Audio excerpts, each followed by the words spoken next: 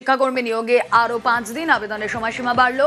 3রা ডিসেম্বরের পরিবর্তে 8ই ডিসেম্বর পর্যন্ত আবেদন। সার্ভার সমস্যার কারণে বাড়ানো হলো সময়সীমা। দাবি এসএসসি এখনো পর্যন্ত গ্রুপ সি গ্রুপ ডি নিয়োগে 10 লক্ষ আবেদন জমা। সোমরাজ বন্দ্যোপাধ্যায় রয়েছেন সঙ্গে। সোমরাজ, দেখো, স্কুলে গ্রুপ সি এবং গ্রুপ ডি নিয়োগের আবেদনের সময়সীমা আরো 5 দিন বাড়িয়েছে স্কুল সার্ভিস কমিশন। যে আবেদনের সময়সীমা ছিল আগামী 3রা ডিসেম্বর পর্যন্ত, সেই সময়সীমা বেরিয়ে 8ই ডিসেম্বর রাত 11:59 পর্যন্ত করা হয়েছে। 2016 নিয়োগের তুলনায় এবারের শিক্ষাকর্মী নিয়োগে আবেদনের সংখ্যা এখনো পর্যন্ত অনেকটাই কম রয়েছে।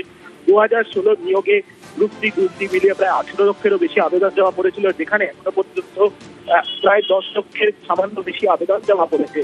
অনেকেই দাবি করছেন এর জন্যই মূলত আবেদনের সময়সীমা বৃদ্ধি করা হয়েছে। যদিও এসএসসির তরফে দাবি করা হয়েছে সম্প্রতি নবম দশমের শিক্ষক নিয়োগের লিখিত পরীক্ষার যে ফল প্রকাশ করা হয়েছিল তা ওয়েবসাইটে দেওয়া হয়েছিল এবং সেই কারণে ওয়েবসাইটে সার্ভারে সমস্যা হয়েছিল। অনেকেই ইচ্ছুক প্রার্থীরা তারা আবেদন করতে পারেনি এসএসসির ওয়েবসাইট মারফত।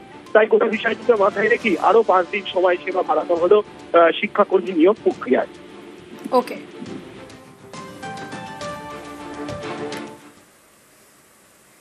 এখনো কেন অযোগ্য শিক্ষাকর্মীদের পূর্ণাঙ্গ তালিকা প্রকাশ নয়? এসএসসি কে প্রশ্ন বিচারপতি অমৃতা সিনহা। দ্রুত অযোগ্য গ্রুপ সি ডি কর্মীর তালিকা প্রকাশের নির্দেশ। র্যাঙ্ক জাম্প, ওএমআর কারচুপি, প্যানেলের বাইরে নিয়োগ, 3 অভিযোগে অযোগ্যদের তালিকা প্রকাশের নির্দেশ। অযোগ্য তালিকার কেউই নতুন পরীক্ষায় বসতে পারবেন না, এসএসসি কে নির্দেশ বিচারপতি অমৃতা সিনহা। হাইকোর্টের কাছে বাড়তি সময়ের আর্জি এসএসসির। মেয়াদ উত্তীর্ণ প্যানেল থেকে গ্রুপ সি ও গ্রুপ ডি নিযুক্তদের তালিকা আদালতে পেশ করতে হবে, এমনটাই নির্দেশ। এসএসসি যে গ্রুপ সি এবং গ্রুপ ডি অর্থাৎ ক্লার্ক এবং গ্রুপ ডি পদের যে টেন্টেড তালিকা বের করেছে, সেখানে মাত্র 3512 জনের তালিকা বের করেছে।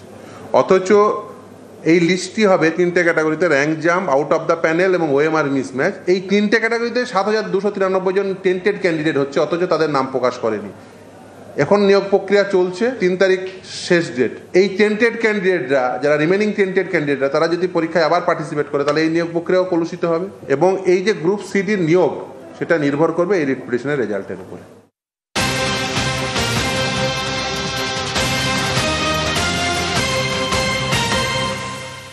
আরজিকর দুর্নীতির মামলায় নতুন মোড়। আরজিকর দুর্নীতির মামলায় অভিযুক্ত আক্তার আলী, আরজিকরের প্রাক্তন ডেপুটি সুপারের বিরুদ্ধে চার্জশিট। কি কারণে চার্জশিট জানবো, প্রতিনিধি অমিত রয়েছেন সঙ্গে। অমিত, দেখো, আরজিকর দুর্নীতি মামলার প্রথম পর্বের তদন্তের পর দ্বিতীয় পর্যায়ে যে তদন্ত চলছিল, তাদের সেই দ্বিতীয় পর্যায়ের তদন্তের ক্ষেত্রে আজকে একটি সাপ্লিমেন্টারি চার্জশিট জমা দেওয়া হয়েছে। এখানে যে সাপ্লিমেন্টারি চার্জশিট জমা দেওয়া হয়েছে সিবিআই, তাতে আক্তার আলীকে অভিযুক্ত দেখানো হয়েছে এবং আক্তার আলী ছাড়াও আরো একজন প্রাইভেট পার্সনকে অভিযুক্ত দেখিয়ে দুজনের নামে চার্জশিট দেওয়া হয়েছে বা সাপ্লিমেন্টারি চার্জশিট দেওয়া হয়েছে সিবিআই তরফে। তোমায় জানিয়ে রাখবে যে আক্তার আলী, তিনি এই যার অভিযোগের ভিত্তিতেই আরজিকর দুর্নীতি মামলার তদন্ত শুরু হয়েছিল, এই আক্তার আলী, যিনি রাজ্য সরকারের কাছে স্বাস্থ্য দপ্তরে অভিযোগ জানিয়েছিলেন, পরবর্তী ক্ষেত্রে এসআইটি ফর্ম করা হয়েছিল, তারা থানায় অভিযোগ হয় এবং সেই তদন্তভার গত বছর থেকে সিবিআই যেমন করছে, একদিকে ইডি করছে। তো সিবিআই এর মামলার ক্ষেত্রে আক্তার আলী, যিনি অভিযোগকারী ছিলেন, তার বিরুদ্ধেই এবার চার্জশিট দেওয়া হলো এবং তাকে অভিযুক্ত দেখানো হয়েছে মামলায়। এমনই কিন্তু চাঞ্চল্যক ও মোড় তৈরি হলো এই আরজিকর দুর্নীতি মামলার ক্ষেত্রে। ওকে,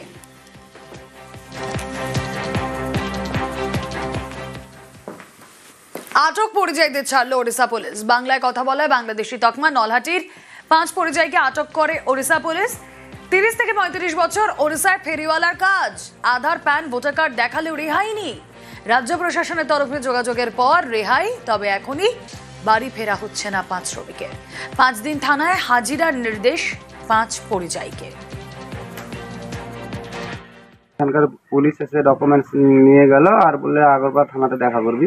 আমরা দেখা করে এলাম। তারপরে এসেছিল ভদ্রক থানা পুলিশ। তারপরে ফটাম করে একদিন ফেরিতে গেলাম সকালবেলায়। তারপরের দিন বললো কি তোরা ফেরি থেকে এক্ষুনি আধা ঘন্টার ভিতরে দেখা কর। আমরা তাড়াতাড়ি এসে থানাতে দেখা করলাম। ওখান থেকে তুলে নিয়ে গিয়ে আমাদেরকে ডিটেন্স ক্যাম্পে ভরে দিল।